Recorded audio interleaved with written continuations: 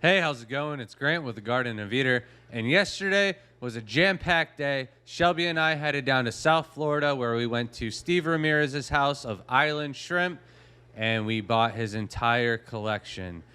Over 14 different types of shrimp, 15 tanks, talking plants, moss, the substrate, filters, pumps, lights, the whole shebang. Packed it all back up into the truck and headed back here. Got all the shrimp in the tanks already, but we did film most of what we did to get the shrimp all the way here, and I'd like to share that with you now, so let's get started.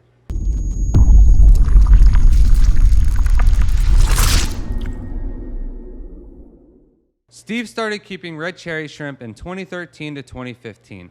At the time, shrimp keeping was just a hobby for him. However, he was selling enough plants out of his CO2-injected tank of rare and uncommon, hard-to-get plants in the United States to pay for 2 car payments.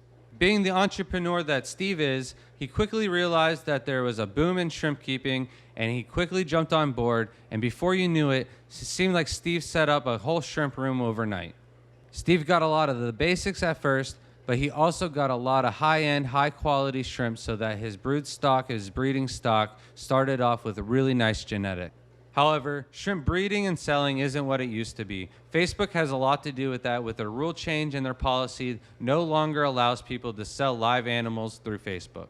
For some people, this wasn't an issue. However, for Steve, he had so much going on with different side hustles that it just simply didn't make sense for him to put the time and effort into doing water changes, dealing with customers, shipping out orders and stuff like that, when he was simply making more money doing other things with less effort. Steve took Best of Show at the very first American Shrimp Contest in Dallas in 2019 with his red spotted head pintos. Steve also hosted the very first and so far only Florida Shrimpers Barbecue, where you really saw his passion, where he gave out free shrimp to people who were just starting to get into the hobby, or to people like me who are wanting to work on different lines. It's where my original Ghost Bees came from.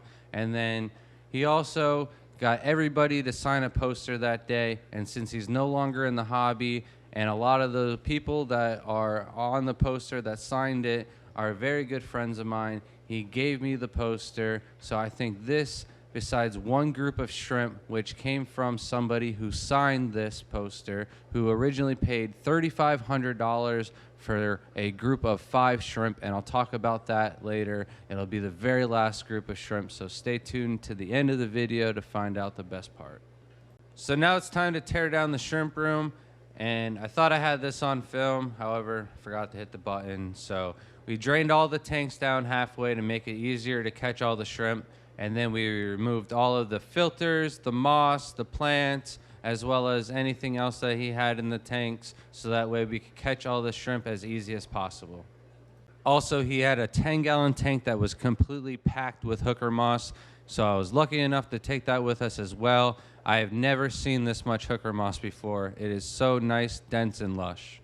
Steve made it really convenient with these small breeder boxes that hung on the side of the tanks. However, that was impossible with some of these old 88 tanks that just turned to mud. Then we packed up all the equipment, loaded up the hose, everything. 15 tanks with the hose was really snug in the back of the truck, so I didn't have to worry about tying anything down or anything like that. Now it's time to get the shrimp acclimated and ready for their tanks. While I'm doing that, I'll also let the dust settle in the other tanks to make sure I didn't leave any other shrimp behind, so I get all of the shrimp ready for their new homes. So now that all the shrimp are acclimated, it's time to go over exactly what I got off of Steve. And to start it off, we got some Super Tigers. These are going to go in the tanks that we just set up in the Neocaridina parameters. I always have people that are asking for Caridina and Neocaridina parameters, so I decided to use up this tank for the Super Tigers and try them out in some harder water. Next, we got some Tangerine Tigers that I'm also going to throw in this rack with the Neocaridina parameters. I have another tank, but they breed so slow, I always run out of them, so I'd like to try and do these as well and produce more of them in the Neocaridina parameters. Eventually, when it warms up a little bit, I'll probably move this entire group outside into the tub. I know I've been putting that off for a while now, but it's time. I got to get them out there and just pull the trigger and risk it for the biscuit. Next off, we got Stardust. And also there was a couple hitchhikers in this tank, a red wine and a blue bolt. So I decided that I'm going to throw these in one of my old Stardust tanks that just wasn't producing. So I thought maybe some new blood, new genes, mixing the two of them together, I could get that tank going once again. And also he kept his shrimp in a lot lower TDS. So if that's something I need to do in that tank, I will probably experiment with that and see how that tank does compared to the other Stardust tank that I have right next to it, who is producing still, but not as much as I'd like. Next up, we got a mix of golden bees as well as some lower grade steels. So I'm just going to treat this entire colony as some steels. There's a few blue bolts or blue steels mixed in as well. So I'm going to throw those into the tank of their own and then probably just focus on breeding out the blue bolts and less of the golden bee looking shrimp. And then we got some crystal black shrimp.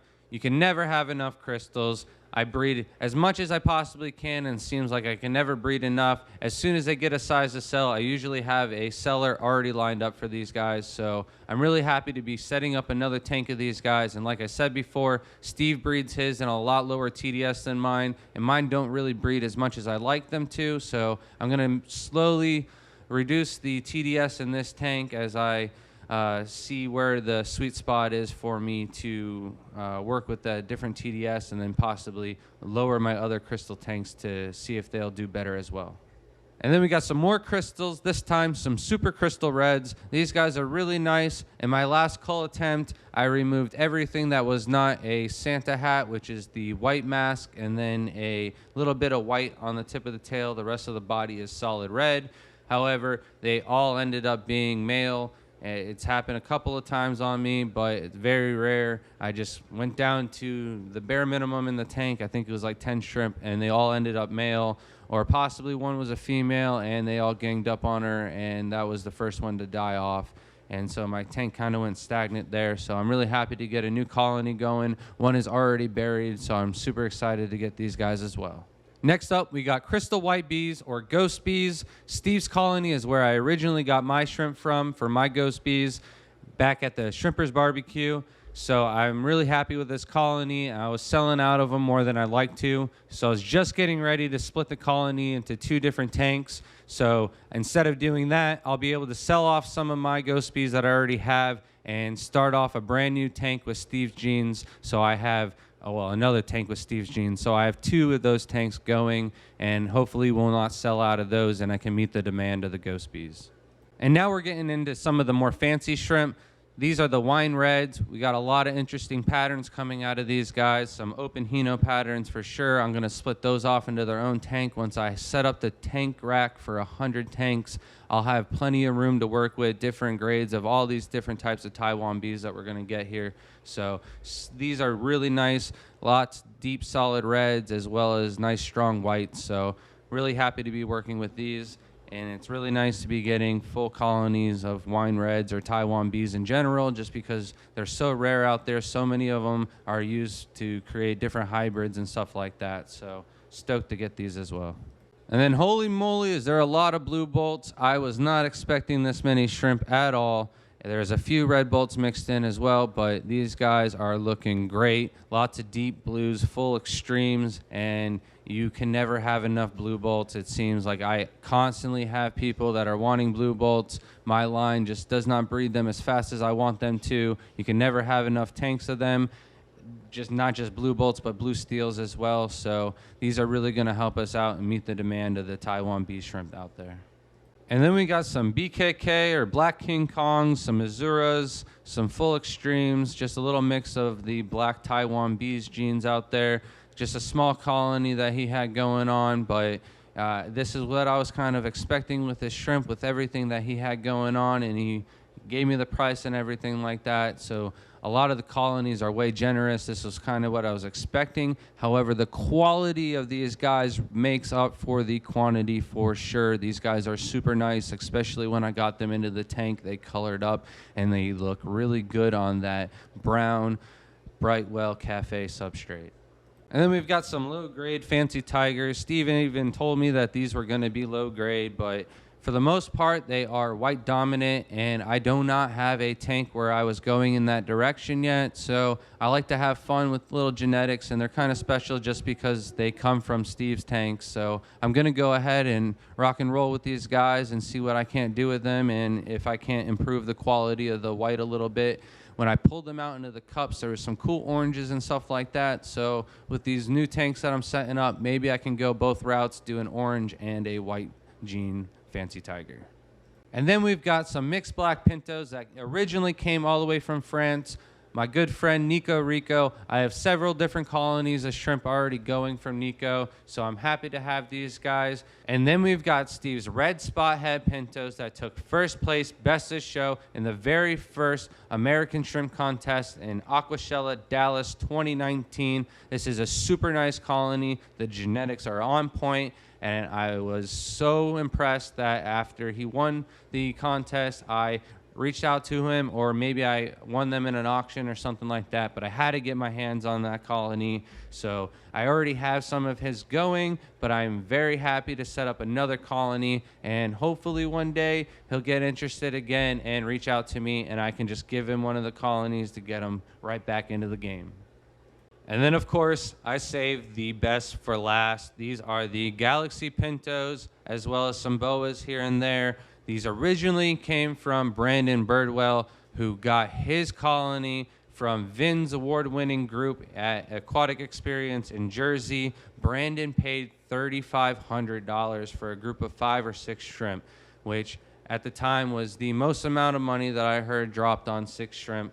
I had spent $800 on a group of 5. That was the most I had spent, and I thought that was way too much. So props to Brandon. He got Vin's genetics into the United States and shared them out to people at a lower price than what he paid for them.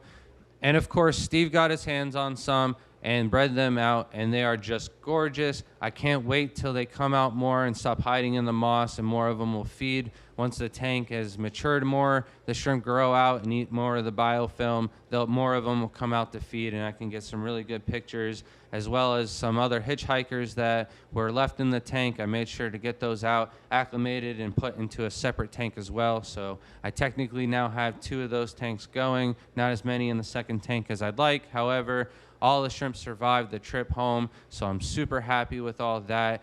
And, you know, I got more tanks than I know what to do with right now. Hopefully, we can get everything put together. I got some really cool videos coming out here shortly, but just to have these shrimp from Steven, I'm so thankful, and I can't thank you enough, Steven. If you ever want any of these back, please reach out to me.